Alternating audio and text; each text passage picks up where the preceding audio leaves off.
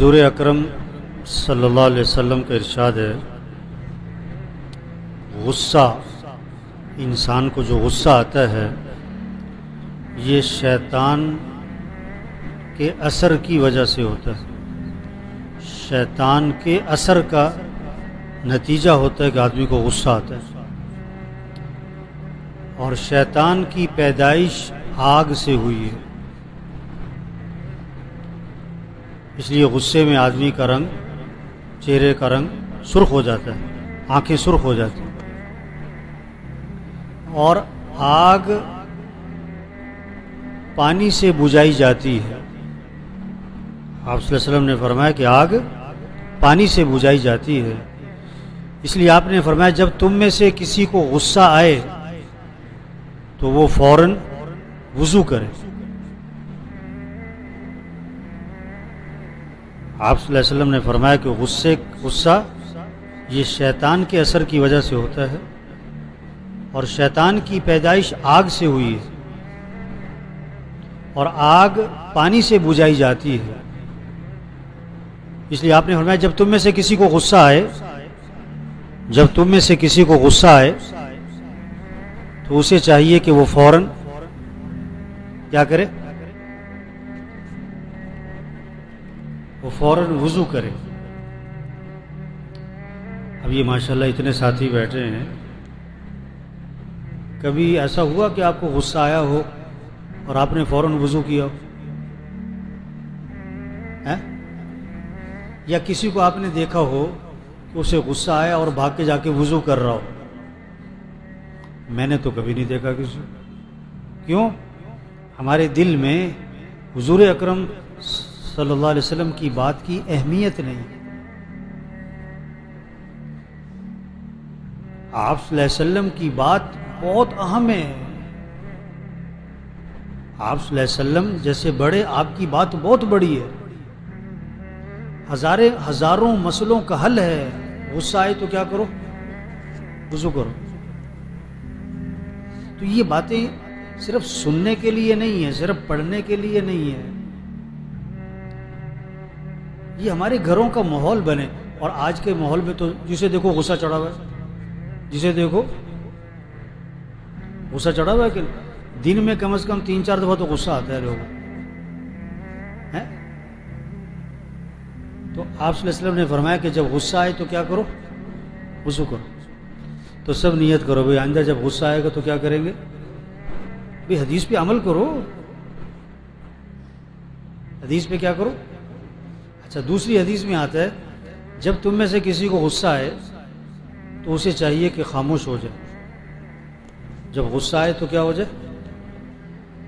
کیونکہ آدمی غصے میں غلط بولتا ہے، غصے میں غلط بولتا ہے۔ توبہ، یہ جو طلاق ہوتی ہے نا، طلاق، اس میں 70-80% لوگ بعد میں پچھتاتے ہیں، ہے نا؟ اور پتہ کیا کہتے ہیں؟ کہ میں غصے میں کہہ بیٹھا تھا، میں غصے میں۔ یہ اکثر آتے ہیں نا مفتیوں کے پاس، کوئی گنجائش نکالو، بھئی طلاق تو ہو گئی، کہتے نہیں جی وہ تو میں غصے میں کہہ بیٹھا تھا۔ تو طلاق آدمی غصے میں دیتا ہے، خوشی میں دیتا ہے؟ وہی تو وقت تھا کہ کیا ہو جاؤ؟ خاموش ہو جاؤ۔ غصے میں کبھی کوئی فیصلہ نہ کرو، غصے کا فیصلہ غلط ہوگا۔ حضور صلی اللہ علیہ وسلم کی باتوں میں حکمتیں چھپی ہوئی ہیں۔ آپ نے فرمایا غصہ آئے تو کیا ہو جاؤ؟ خاموش ہو جاؤ۔ اور ایک حدیث میں آتا ہے جب غصہ آئے، کھڑے ہو تو بیٹھ جاؤ، بیٹھ کے بھی نہ جائے تو لیٹ جاؤ۔ آپ نے کبھی دیکھا کسی کو کہ کھڑا ہے، بیٹھ جائے، بیٹھا ہے، لیٹ جائے غصے میں؟ حضرت ابو ذر رضی اللہ عنہ کھیت میں پانی لگا رہے تھے، تو کسی آدمی کا گزر ہوا، وہ بنی توڑ دی اس نے، پانی ادھر نکل گیا، پانی ضائع ہو گیا۔ حضرت ابو ذر رضی اللہ عنہ جب آئے، انہوں نے دیکھا کہ پانی توڑ دیا ہے، تو بہت غصہ آیا، تو بیٹھ گئے، پھر لیٹ گئے۔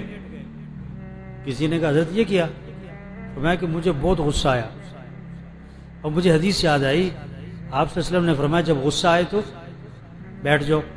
میں بیٹھ گیا، لیکن میرا غصہ ختم نہیں ہوا، تو آپ نے کہا کہ بیٹھ کے نہ جائے تو لیٹ جاؤ، میں لیٹ گیا، ہیئت بدلو، تو غصہ آئے تو کیا؟ کتنے خاندان اجڑ گئے کس وجہ سے؟ غصہ. 10 سال جیلوں میں چلے گئے کس وجہ سے؟ غصہ. ایک آدمی سے پوچھا کہ ایک آدمی 10-15 سال ہو گئے جیل میں، بھئی کیا کیا تھا؟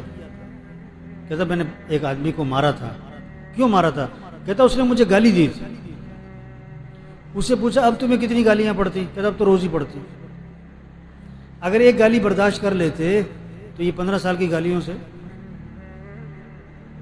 تو بھائی سب نیت کرو بھائی، اپنے غصے پہ قابو پانا ہے انشاءاللہ. غصے پہ کیا کرنا ہے؟